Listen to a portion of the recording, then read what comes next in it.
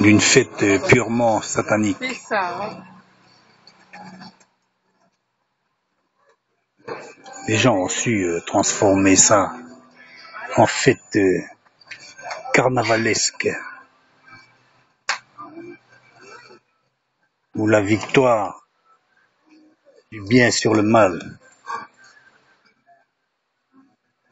Hey, happy people!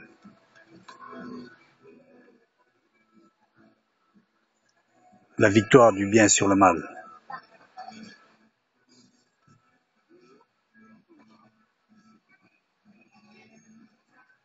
Pourquoi Halloween aurait-il pris le dessus sur une fête qui en fait n'est qu'un changement de saison? Nulle question de citrouille, uniquement pour ma soupe, mais bien plutôt la victoire sur la mort.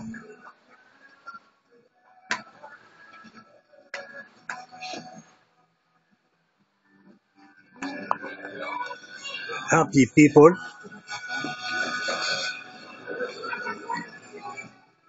Ah, celui-là est trop gros.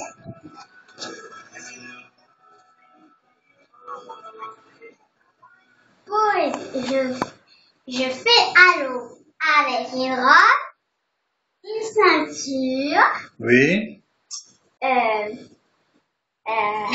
Un bandeau. un bandeau. Et j'ai tressé mes cheveux. Tu vois les tresses un peu?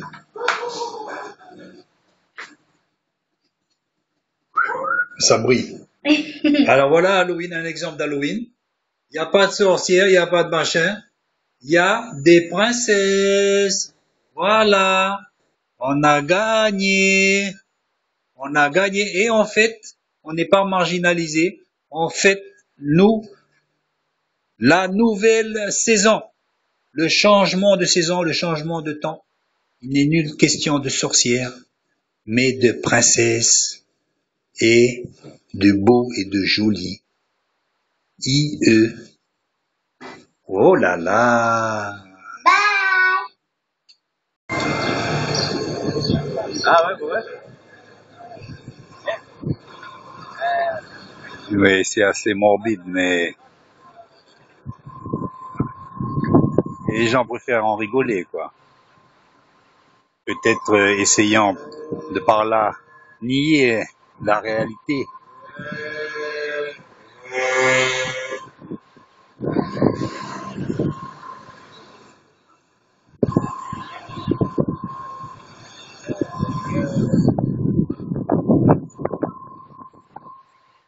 Et voilà, de l'ail pour conjurer le sort. Hein. Voilà, justement, j'ai cherché le mot pour essayer de conjurer la réalité. Allez, on se fait peur, comme ça on n'aura plus peur après. Voilà, une fois qu'on a bien eu peur, on n'a plus besoin d'avoir peur. Regardez-moi ça, on a mis une baignoire avec du sang dedans et tout. Il y a les fleurs, il y a tout. Il n'y a plus besoin d'enterrer là.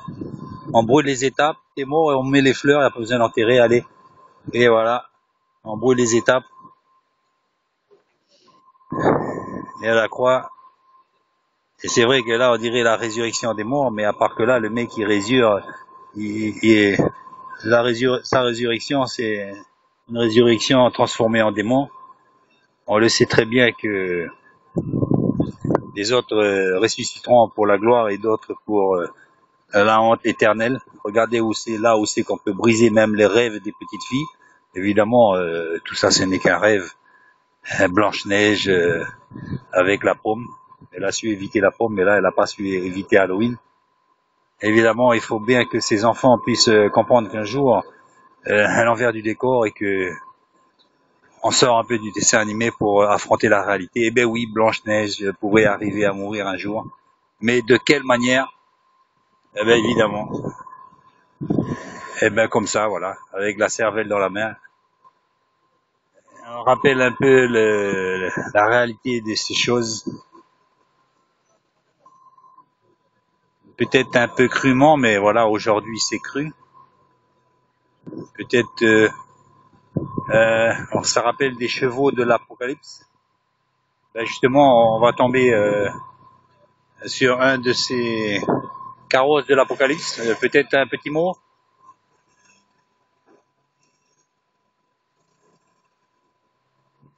Non, non, il dit non, il ne veut pas répondre. C'est que maintenant, il n'y a plus besoin de parole, hein.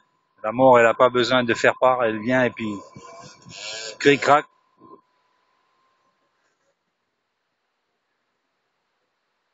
Je vous laisse sur ce, j'allais dire, charmant spectacle. Et pourtant, l'envers du décor est là, un charmant soleil sur la plage de Lansvata. Allez, ciao la monde. Évidemment, on pourrait dire que c'est une bonne chose de démystifier les choses et d'en parler. La mort doit être traitée, évidemment. Fini d'occulter toutes ces choses-là. Mais voilà, là, on la traite comme si il n'y avait pas de conséquences à cette mort et que c'est une chose naturelle. Évidemment que c'est une chose naturelle, mais il n'y a pas le côté des choses à venir. C'est comme si c'était une loi physique. On a faim, on mange, on est vieux, on mord.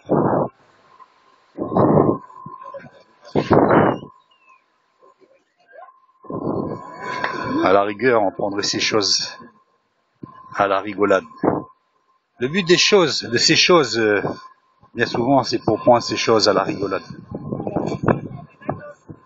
Ah oui, mais c'est une question alors, mais c'est vrai, la mort alors. Mais bon, de toute façon, il le savait.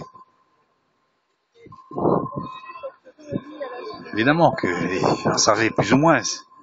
Mais bon, voilà, c'est une bonne occasion d'en parler avec Halloween. Et de quelle manière? Eh ben, à la rigolade. Et le tour est joué. Une bonne petite rigolade. Alors, d'un côté, ils ont raison, hein. Mais bon, le sujet n'est pas assez traité. Il ne faut pas simplement traiter la mort du côté de la rigolade. On peut en rire que, évidemment, si on n'a pas préparé sa pierre tombale uniquement, mais préparer notre âme à ce qui nous attend ensuite. Ensuite, la mort pourra être une rigolade, mais pas avant. Il faut régler d'abord le problème de notre état d'éloignement envers Dieu.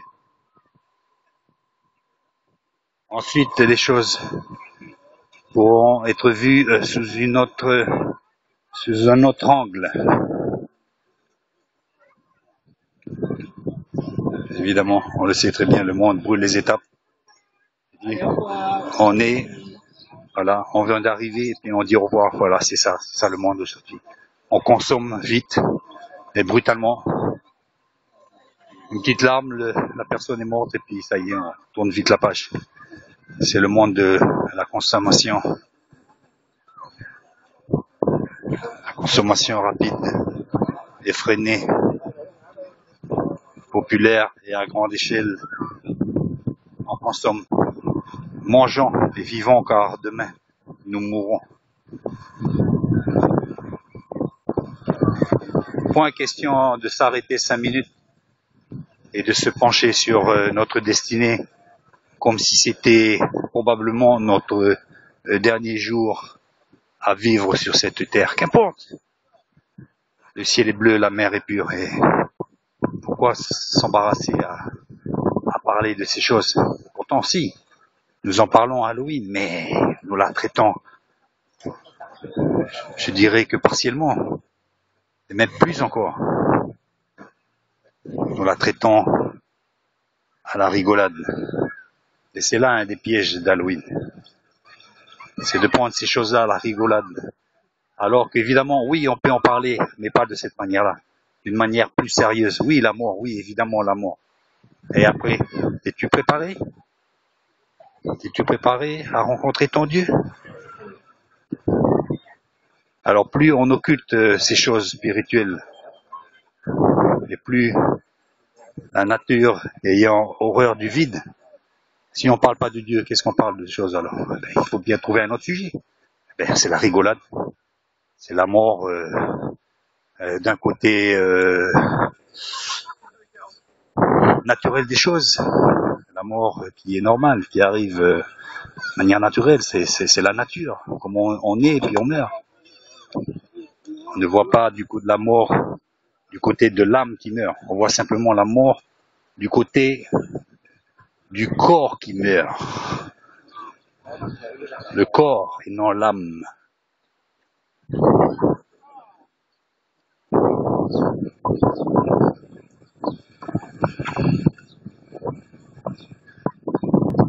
Mais ces phénomènes climatiques que vous avez voulu associer avec les esprits, alors je vous le dis, que ce phénomène climatique vient de Dieu.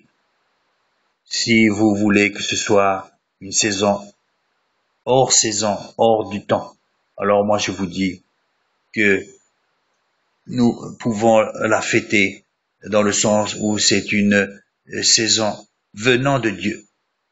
Et rien à voir avec les esprits, sinon le Saint-Esprit, l'Esprit de Dieu qui se meut sur la surface de la terre et qui est maître de ces choses-là. Nous la fêtons comme on fête le Beaujolais nouveau pour le printemps. Le printemps serait-il associé dorénavant à du vin? Pourquoi le Beaujolais revendiquerait-il le printemps? Et non.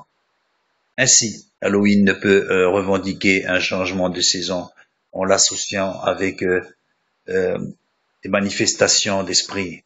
Non. Alors nous aussi chrétiens, nous pouvons fêter ce changement de saison dans le sens où nous fêtons une saison créée par Dieu, où ces choses nous rappellent le changement de situation. Les arbres se déguisent, alors nous pouvons aussi avoir un déguisement. Pourquoi alors le chrétien peut-il en prendre part? Eh bien, le chrétien peut prendre part à cette fête dans le sens où cette fête était certainement célébrée avant que Halloween n'intervienne, avant que cette fête confidentielle soit créée dans ces pays celtes. Et donc, cela signifie certainement que nous prenons toute notre place dans une fête et qu'il est nulle question qu'une fête, même si à l'origine était païenne, que ces fêtes restent entre les mains de satanistes ou de businessmen avides de faire de l'argent. Puisque nous le rappelons, il fête une saison qui a été créée par Dieu. Donc toute notre place dans cette fête, mais évidemment, nous n'allons pas nous déguiser en sorciers. De même que les arbres se sont déguisés avant que les Halloweeners se déguisent, les arbres se déguisaient déjà en saison d'hiver. Et la nature nous apprend le déguisement. Et donc, ou même la situation que Dieu nous impose du fait des changements de saison de nos vies, de la vieillesse, de la jeunesse, de la maladie, où nous avons des hauts et des bas. Et ainsi, la vie nous apprend à nous adapter à la volonté de Dieu, directe ou indirecte, qu'on le veuille ou pas. Et donc, il n'est nulle question que toutes sortes de formes de fêtes puissent être accaparées ou être même instituées. Nous-mêmes, chrétiens, revendiquons l'origine d'une fête qu'on voudra nous-mêmes construire, sachant que toutes ces choses-là ont été faites par notre Père céleste et que nous ne laisserons jamais imposer une coutume ou une fête, et plutôt nous la resignifions avec des déguisements appropriés.